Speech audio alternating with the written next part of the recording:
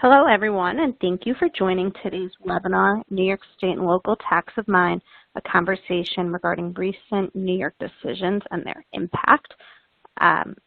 You've got three speakers today, myself, Jennifer White, and my colleagues, Jeremy Gove and George Soflius. Before we begin, we want to cover a few housekeeping items. At the bottom of your audience console are multiple application widgets. If you have any questions during the webinar, you can click on the Q&A widget and submit your question through the chat box. If we did not get to your question during the webinar, we'll follow up with you after the program via email. Additional materials are in the resource list widget that looks like a red folder at the bottom of your screen. You can find a copy of the program slides there. If you have any technical difficulty, please click on the help widget. It has a question mark icon and covers common technical issues. A recording of today's webinar will be available approximately 1 day after the program and can be accessed using the same audience link that was sent to you earlier. With that, I'll turn it over to Jeremy and we'll begin our presentation. Thanks, Jen. As she mentioned, today's agenda will be a little different, and what we'll be doing is having a conversation about some of these recent impactful decisions that have come out of the New York Division of Tax Appeals, the Tax Appeals Tribunal, and even out of New York City.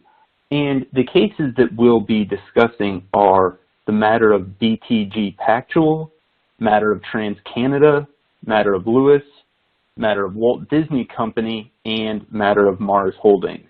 And so without further ado, we will get into the meat of the presentation. The first case that we're going to look at is coming out of the Tax Appeals Tribunal from back in March, which is the matter of BTG Pactual. And the issue the tribunal reckoned with in this case is whether the taxpayer, as the sole member of two single-member LLCs, one of which is a registered broker-dealer, can use the broker-dealer customer-based sourcing rules for computing its BAP when sourcing their receipts from the other LLC. And that is a mouthful, Jen. So can you kind of walk us through the facts that led us here? Yeah, of course. So the taxpayer, BTG Pactual, was the sole member of two single-member LLCs. One of the single-member LLCs was a registered broker-dealer, and the other was a registered investment advisor. For New York State and federal corporate income tax purposes, the single-member LLCs are treated as disregarded entities and remit taxes as if they're divisions of BTG Pactual. So the taxpayer actually filed amended returns whereby it sourced the income of both of the single-member LLCs using the broker-dealer sourcing rules. During the years it issued, there were separate and specific broker-dealer sourcing rules enumerated under the law. So the department failed to issue refunds on those amended returns on the basis that the broker-dealer rules could only be applied to the receipts of the single-member LLC that was actually registered as a broker-dealer and not to the receipts generated by the investment advisor. So if I'm understanding everything that you laid out, the taxpayer, who is the single member of two LLCs, one a registered broker-dealer and one an investment advisor, filed amended returns and proposed using the broker-dealer sourcing, which was unique to broker-dealers, and applying that to the income that was coming from both entities. What was their basis for doing that? So there were two main rationales. The first was based on federal conformity rules. The taxpayer asserted that because the single-member LLCs are disregarded for federal purposes and New York State purposes, that this disregarding their structure applied broadly, such that the classification of one of the single members as a broker-dealer should trump as to the classification for the entire taxpayer. Basically, because there's no federal distinction between the entities, there should be no distinction in treatment for New York State purposes either. There was also an as-applied equal protection constitutional issue that was raised. The taxpayer argued that differing allocation rules resulted in unequal treatment when comparing similar taxpayers that did business as a single entity with separate divisions as compared to using the single-member LLC structure. So if I'm understanding that, what they're using was the pretty settled law that New York conforms to the IRC, but seems that the tribunal found here is that there are limits to that conformity. Yeah, that's right. So the tribunal actually wrote the following language that I'll read out loud because I think it's pretty helpful and lays it out. They wrote, the Court of Appeals has stated that arguments in favor of applying the doctrine are particularly strong and persuasive where the state act and regulations were modeled upon the federal law and regulations, and both statutes and regulations are closely resemble each other. However, where state tax law diverges from federal law, there is no requirement that a court strain to read the federal and state provisions as identical. So the important divergence here is that the federal law obviously does not include apportionment rules, so the tribunal determined that federal conformity can't possibly control the way in which state apportionment rules are applied since, apportionment principles don't exist at the federal level. All right, well, that makes sense. And so that seems to dispose of the conformity issue, but you also mentioned that the taxpayer had other arguments as well. Where did the tribunal come out on those, such as the constitutionality claim the taxpayer raised? Yeah, the tribunal rejected the as-applied constitutional challenge on the grounds that, the very high burden needed to establish discrimination just was not reached. So lastly, we've been talking a lot about customer sourcing using the specific broker-dealer rules, but these tax years were under the old sourcing regime pre-tax reform. Now that taxpayers source their services based on customer location, basically adopting the broker-dealer sourcing rules, what other takeaways are there for taxpayers from this case? So the specifics of the case generally only apply to pre-corporate tax reform years for New York State and cities, so that's pre-2015. But the general issue about the reach of federal conformity certainly will continue to have a broader impact. We'll actually talk in a little bit about another case, that was decided this year that raised federal conformity issues as well. And in regard to the specific issues, it is actually still a relatively active one, notwithstanding the change in the law in 2015. So the decision is actually contrary to state and cities' prior interpretation and policy. A few years ago, the policy decision was made to begin to apply the rules consistent with this decision, which was done before this decision was issued. So broker-dealer sourcing has been a pretty hotly contested topic for some time. There's been some publications put out by the state and city. They took some comments from taxpayers, but there's been a lot of attention focused on this issue. And then separate from the issue as to the application of the law, but in regard to the change in policy, there may actually be a retroactivity issue that taxpayers can raise to the extent that the application of the broker-dealer rules, are not beneficial to their tax position.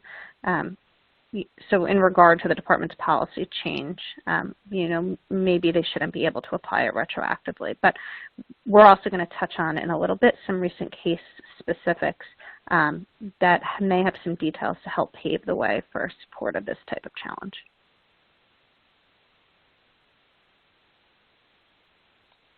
Thanks, Jen.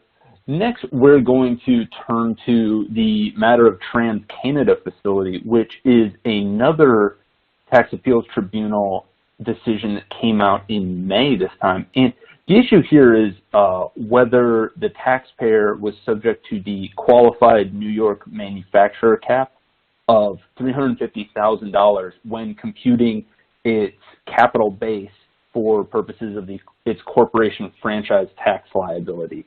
And George, by way of background, can you kind of unpack this a little bit and lay the groundwork for us? Sure. So TransCanada provides electricity wholesale through its wholly owned subsidiaries.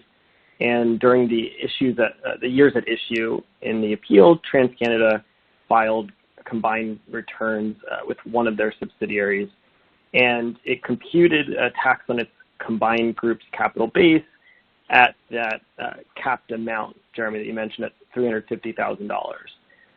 That cap applies to qualified New York manufacturers. So as you mentioned, the issue in the case was whether the taxpayer, which provides electricity, was a, quote, qualified New York manufacturer subject to the $350,000 cap on its tax liability. The division disagreed with TransCanada's position and issued a notice of deficiency, and the taxpayer challenged the notice at the DTA. At the ALJ level, the ALJ found against TransCanada, and TransCanada appealed the ALJ's determination to the tribunal. Thanks, George.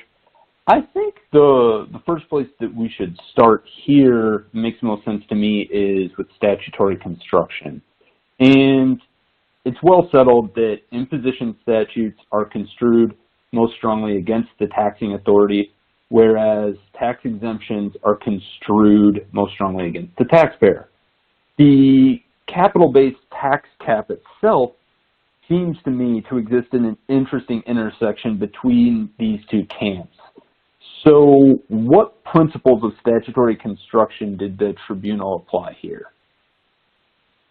Right, so the tribunal recognized that the language that imposed the cap is functionally distinct from an exclusion, an exemption, deduction, or a credit. It reasoned that the cap isn't an exemption because it didn't serve to make some or all of the taxpayer's income or property not taxable. It's not a deduction because it didn't provide a fixed amount or percentage that the taxpayer could subtract in computing its taxable income. It's not a credit because it didn't apply to tax that would otherwise have been due. And it's not an exclusion because it didn't exclude otherwise includable property or income from tax.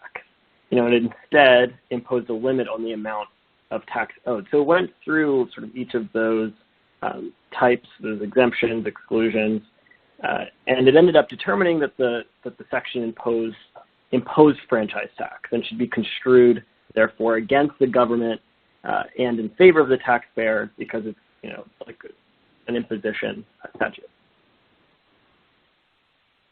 Interesting. And another aspect of this decision that received quite a bit of attention was the investment tax credit and the role it played. Can you walk us through how the language from the investment tax credit played a role in this dispute? Sure. So, the division argued that the state legislator used the same language to define manufacturer in the statute, imposing the capital base liability cap, as it did in the ITC statute.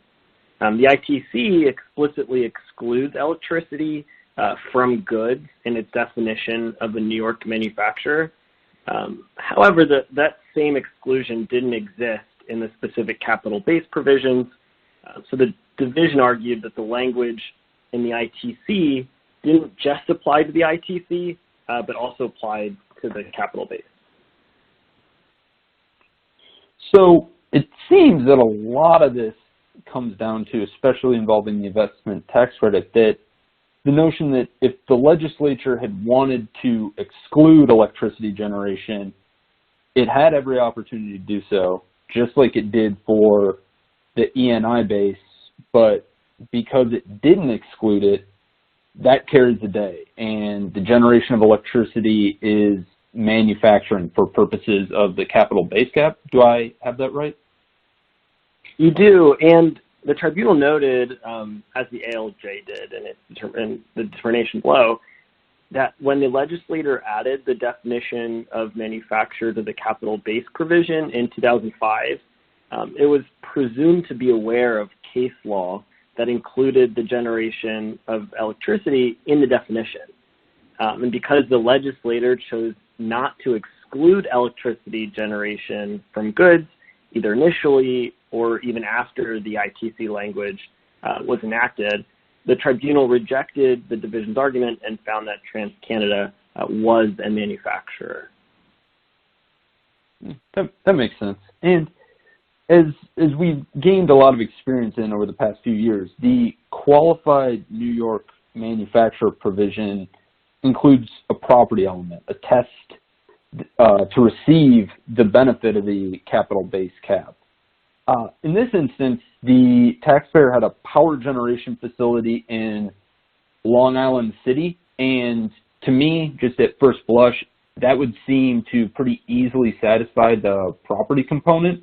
Why was that such a matter of dispute in this case? So this was a matter of dispute because qualifying property for purposes of the capital base liability cap actually looks to the definition of property in the ITC subdivision under the statute. The question, therefore, was whether the ITC limitations on electricity applied to disqualify TransCanada's New York property. The tribunal agreed with the taxpayer that the ITC limitation applies only to the ITC provision and has no effect in defining a qualified New York manufacturer for the capital base liability cap. Interesting.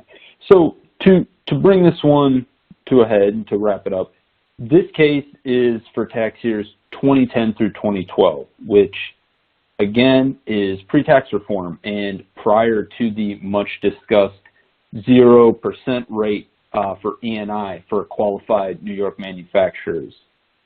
What impacts, if any, does this decision have on those taxpayers currently looking at the 0% rate for after tax reform years?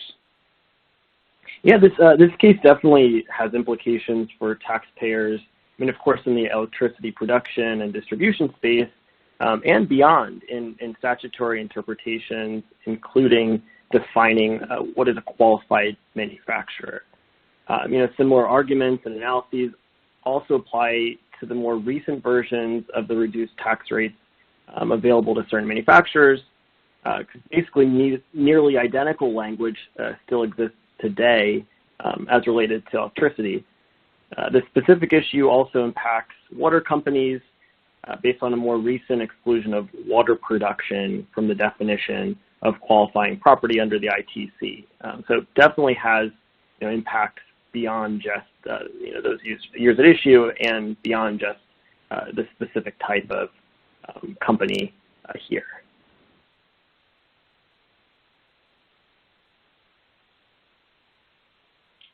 The next case we're going to discuss is the matter of Lewis, which is a tax appeals tribunal decision from May of 2020. And Jen, this case deals with the retroactive application of law, an issue for which there's been a lot of case law recently. Can you lay the groundwork for us? Yeah, I can. And what I'll do is I'll actually start by laying, the background groundwork for the retroactivity issue in general. So back in 2009, the tribunal issued a binding decision in the Baum case. The decision asserted that regardless of a Section 338H10 election, a sale of S Corporation stock is properly treated as a sale of stock and not as a sale of assets for New York tax purposes. So to circumvent the tribunal's decision, New York thereafter passed legislation asserting that a Section 338H10 election controls for New York purposes such that the sale of S Corporation stock is treated as an asset sale in New York when the election's made. The legislation was signed in August of 2010 and was made retroactive to periods beginning January 1st, 2007. So there have been numerous challenges to this retroactive legislation in the past 10 years. In this case, the taxpayer recognized a gain on July 31st, 2009 and made a Section 338H10 election to treat the sale of stock as an asset sale for federal tax purposes.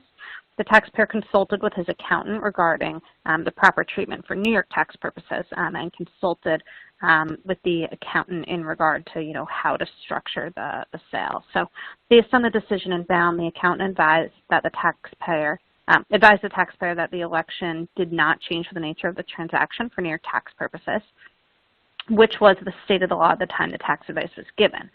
So the department thereafter applied the retroactive change in law to assert that the gain should have been treated as gain from the sale of an asset, and an assessment was issued against the taxpayer in this case. So on appeal, the Tax Appeals Tribunal overturned the ALJ's decision and concluded that the retroactive application of the laws violated due process when the taxpayer had relied on a final tribunal decision in structuring the sale. So, it's a little bit of a narrow decision, but actually a really big win.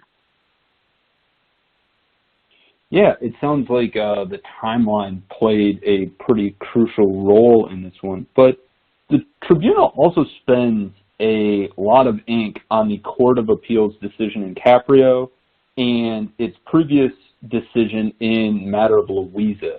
So what role do these cases play in this matter? So the same issue had been addressed before in those cases, but under slightly different facts.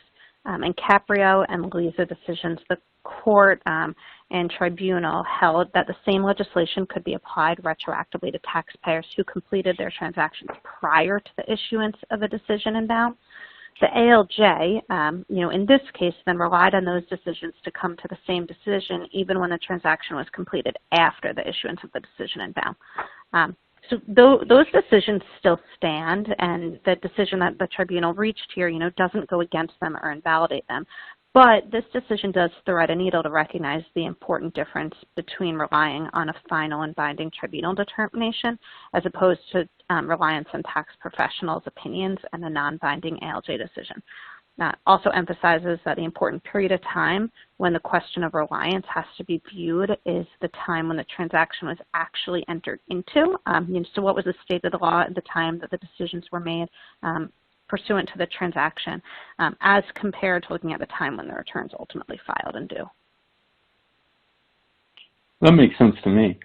And another area that the tribunal spent a lot of time analyzing was the three-factor balancing test from Replan.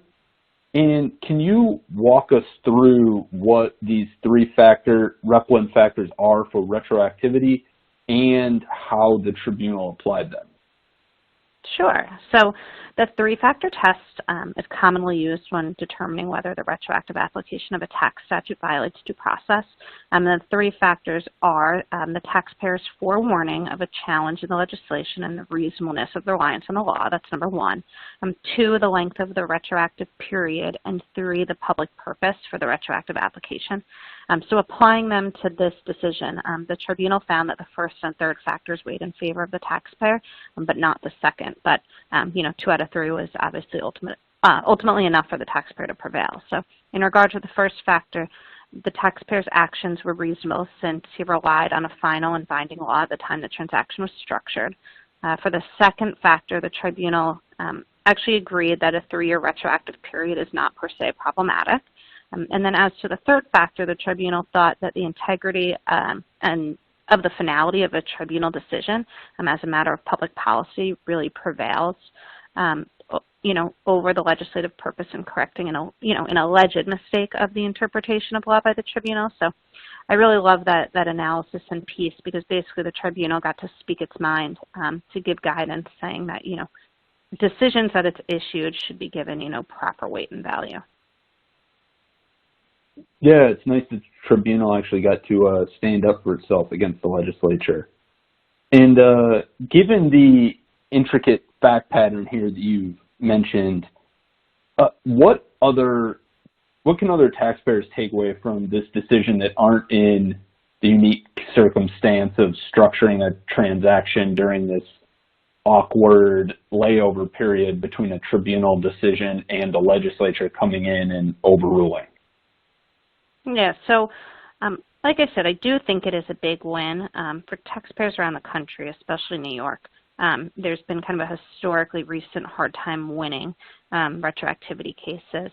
And we're all, taxpayers are often at the mercy of state legislatures when it comes to retroactive law. But, this does pave a path for success for some. So the time the decision making is obviously the important time, to consider on these issues.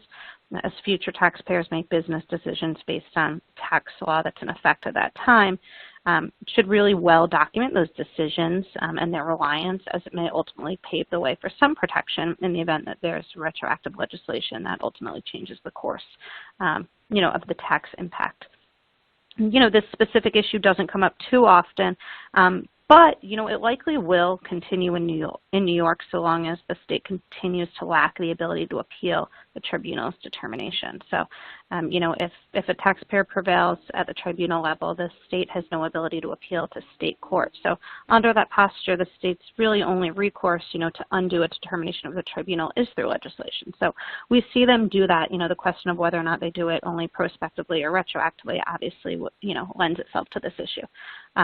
And then lastly, you know, the logic in this decision can also be considered when dealing with retroactive policy changes, and those do happen a lot more often even than retroactive law. So there's some good guidance in New York about how policy changes can only be applied on a prospective basis, but, you know, that guidance coupled with this decision I think should be really helpful to some taxpayers that feel victimized based on policy changes. And for example, you know, in regard to the broker-dealer policy changes that we discussed a few minutes ago, this may be one, you know, argument to raise and support for, you know, especially, you know, when used in negotiations towards settlement. The next decision we've got on tap is the matter of Walt Disney Company and consolidated subsidiaries, which was a recent tax appeals tribunal decision from August. And in that case, the two issues that were brought before the tribunal were whether the taxpayer could exclude royalties it received from its alien affiliates when computing its ENI, and if the taxpayer couldn't exclude those royalties, did that create a violation of the U.S. Constitution's Dormant Commerce Clause? George, that is a mouthful, and there's a lot of moving parts in this decision. Can you walk us through everything that's going on before we get into the meat of it? Sure. So Disney, which operates globally, has a number of foreign or alien affiliates. And during the tax years at issue in the case, Disney had arrangements with its foreign affiliates whereby the affiliate would make payments to Disney pursuant to licensing agreements. For example, in the theme park space, the foreign affiliate would pay Disney for the right to operate a Disney-themed park. Disney filed its New York tax returns, taking the position that the payments received from its foreign affiliates were royalties that were properly excluded from income under the provision, this section which provided that a taxpayer shall be allowed to deduct royalty payments directly or indirectly received from a related member during the taxable year to the extent included in the taxpayer's federal taxable income, unless such royalty payments would not be required to be added back under New York tax law. The division determined that Disney could not exclude these payments and issued a notice of deficiency and denied Disney's refund claim for the year in which it filed that claim. The ALJ agreed with the division, and Disney appealed the ALJ's determination to the tribunal.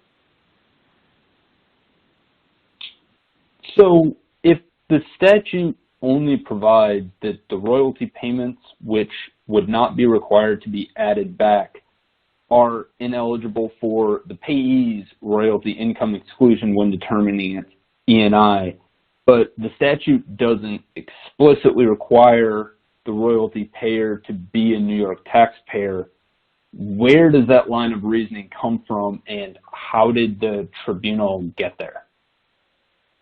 Yeah, so the tribunal reasoned, in construing the statute, that the phrase, quote, would not be required to be added back, required it to consider all the possible circumstances where related member royalty payments would not be required to be added back.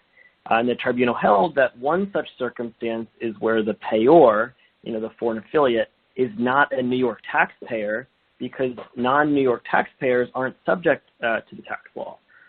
The tribunal, held against the taxpayer on these grounds, finding that the royalty payments at issue didn't qualify for the exclusion. And this decision is significant because it's the first tribunal decision addressing the royalty exclusion issue. There are a number of active cases before both the state and the city on this issue, many of which have significant dollars at play.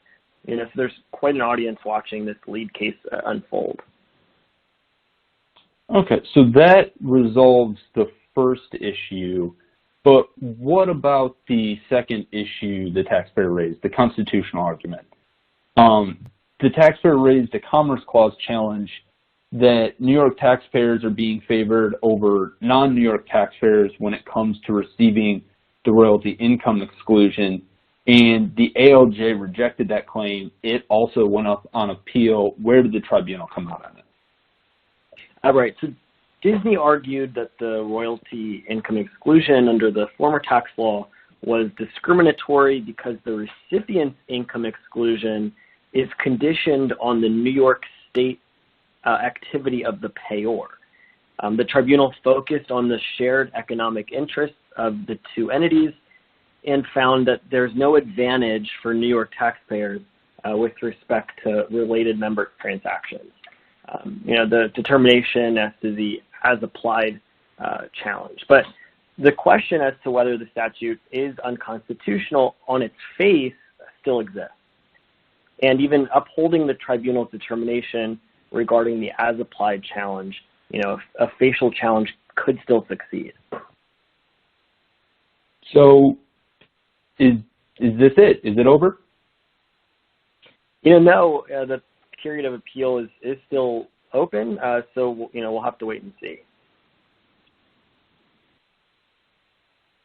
The last case we're going to discuss today is the matter of Mars Holdings, a New York City ALJ determination.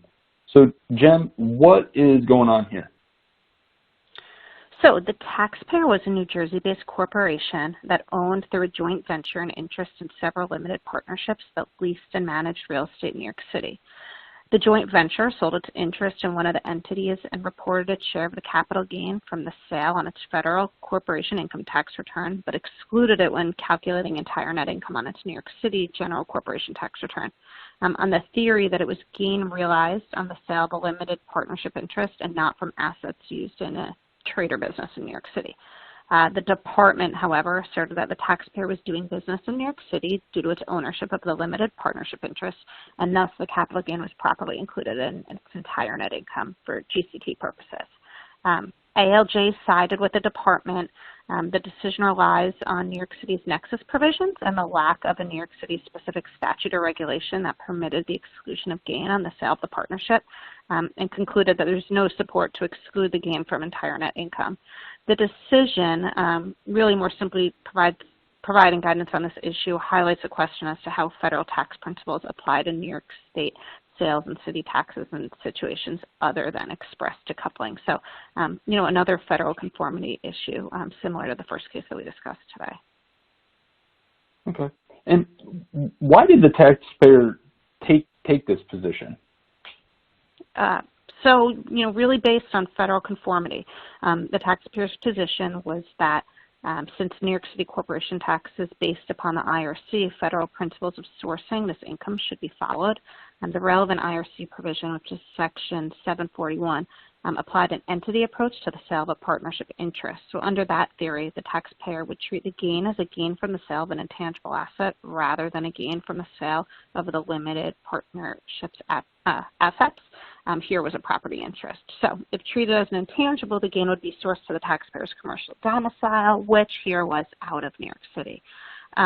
Unfortunately, the arguments failed for a few reasons. First, the decision relied on that pesky tribunal decision that we talked about a few minutes ago, BTG Pactual, to assert that federal conformity doctrine does have its limits, and didn't span this far.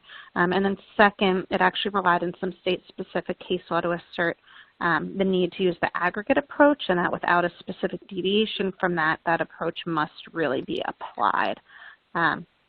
It also went through an analysis of relevant statutes and regulations. So New York City tax law imposes tax on any corporation for the privilege of doing business, owning or leasing property, or engaging in various other activities in New York City.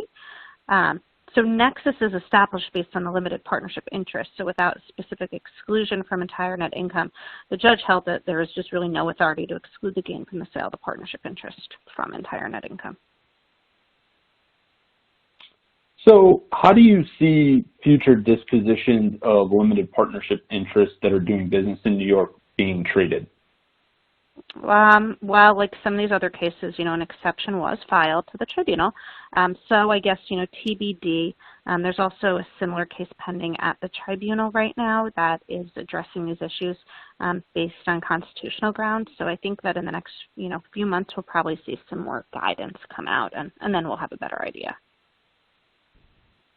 And with that, we wrap up this installment of our New York webinar series and are doing our best to get you guys out of here on time. Thanks for bearing with us. If you have any follow-up questions that we didn't get to answer, feel free to reach out to myself, Jeremy, or George. Our information is on the slide in front of you, and we're happy to continue the conversation. And tune into what will be our last installment for the year in December. We'll see everyone then.